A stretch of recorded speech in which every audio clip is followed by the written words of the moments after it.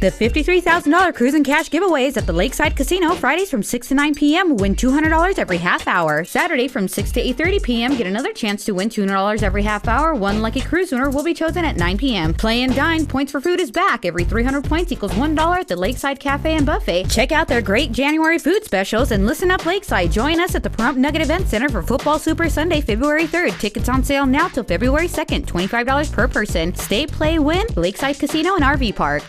At Healthcare Partners Medical Group, our mission is to provide the highest quality of healthcare to each and every patient. With 5 locations in Pahrump, we are local doctors you know and trust. We want to thank you for choosing us. Quality care starts here. Welcome back. Let's join Deanna O'Donnell with your news across Nevada.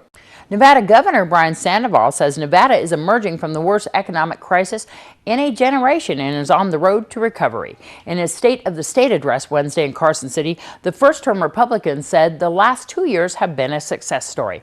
While the state still has the highest unemployment rate in the nation, Sandoval says businesses have created nearly 30,000 jobs and state revenues are growing. Sandoval has painted an optimistic picture of the state in a speech less than 3 weeks before the legislature goes back in session.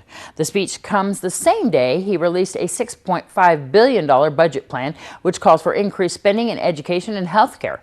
He wants to bolster programs for English language learners and potential dropouts, and called for an all-day kindergarten program in up to half of the state's schools by 2014. Sandoval also praised economic development officials for bringing new companies to Nevada, and he said he'll leave no stone unturned in his quest to bring more jobs to the state. In December, 20,526 initial unemployment claims were filed in Nevada compared to 22,147 in December of 2011. That's a 7.3% decrease over the year, the 34th time in the past 37 months that claims have been lower than the year before. Initial claims peaked during the recession at 36,414 in December of 2008, and the low point for initial claims was 13,932 in September of 2012.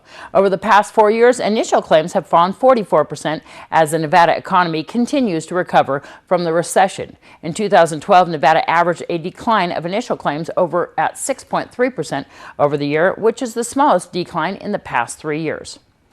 If Nevada really wants a robust and flourishing economy, it needs to streamline state and local regulations, reduce and eliminate state and local licensing fees and filing requirements, ease restrictions that discourage hiring, and eliminate government-granted business subsidies.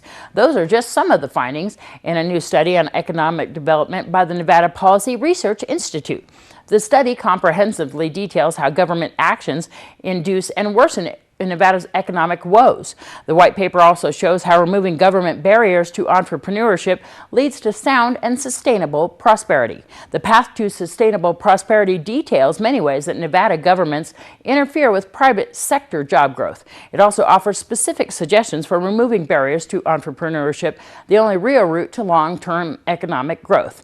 The study's recommendations offer a clear contrast to the economic development plan that Governor Brian Sandoval and legislative Democrats crafted in the 2011 session, allowing political appointees to give state money to favored corporations.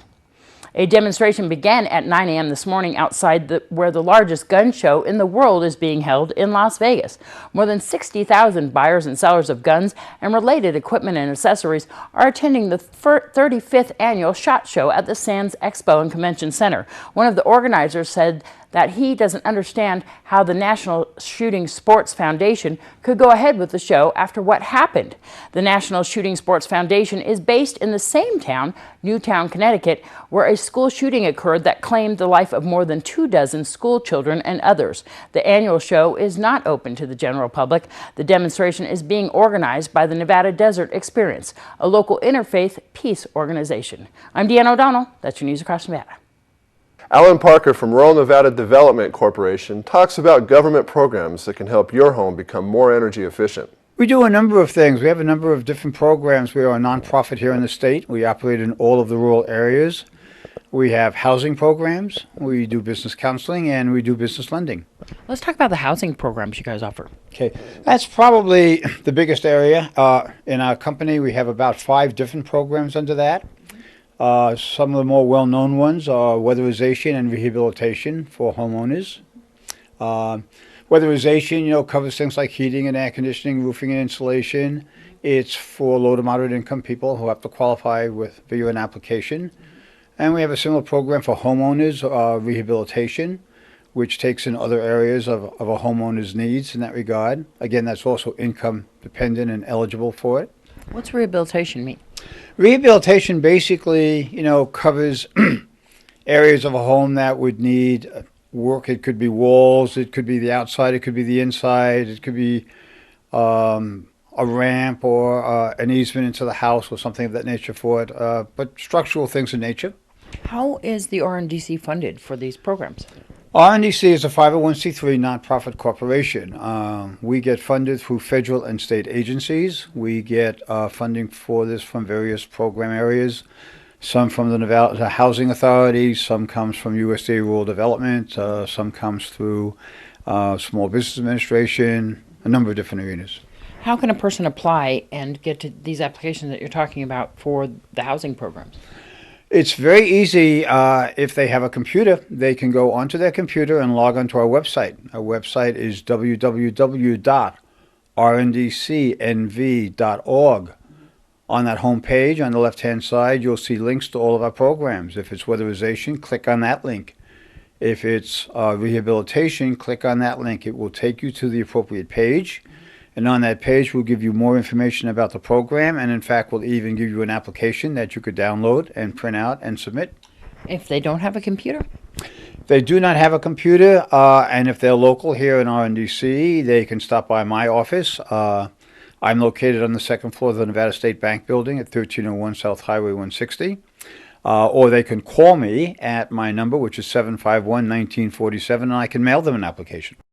And Lloyd Platson invites the teens to St. Martin in the Desert Episcopal Church's monthly teen night. We've been having close to about 80 kids show up for the teen nights.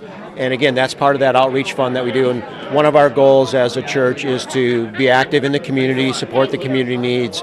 And so we have a lot of the youth that come to the teen nights that may not have other activities to do. We provide, the pizza, the drinks, board games. We have a Wii tournament, which they can win prizes. And then we do karaoke. And people are really happy that I never sing, so. And that's held at Nye Community Coalition. When's the next one of those?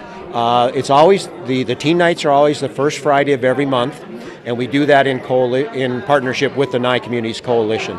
And that's all inclusive as far as teens throughout the town. You don't have to be a member of the church to go? Actually, we typically don't have a lot of youth in our church, so most of the people that show up are in fact youth from the community itself. So again, we're happy to be able to do that. For more information on that, is there a number to call? Sure, they can call either the coalition's number, which is 727-9970, or they can call 537-1115, which is our church phone. Well, folks, we'll have more of your News 46's Week in Review right after this.